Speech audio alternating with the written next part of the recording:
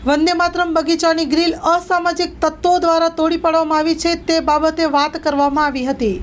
મારા પ્રમુખ તરીકેની ખાસ નમ્ર એક અપીલ કરું છું કે જે વંદે માતરમ જે બગીચો બનાવ્યો છે એ ત્યાંના સ્થાનિક રહેવાસીઓ રાત્રે રોજ ત્યાં બેસવા આવે છે। નાના બાળકોને એક રમવાનો સુંદર બગીચો છે અને જે આવારો તત્વો તેમની ગ્રીલને કે કોઈ પણ વસ્તુને નુકસાન કરે છે તો અમે જાહેર જનતાઓને એક અપીલ કરું છું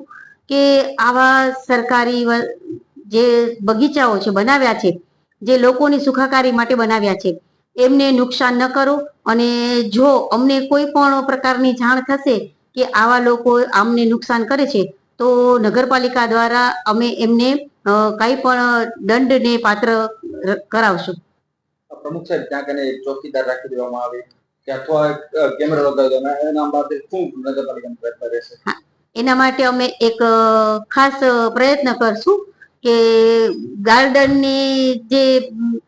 શોભા છે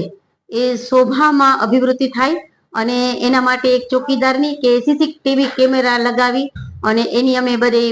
તપાસ કરાવશું કે જે કોણ આ લોકો નુકસાન કરે છે એમને અમે કાયદેસરના પગલાં લેશું।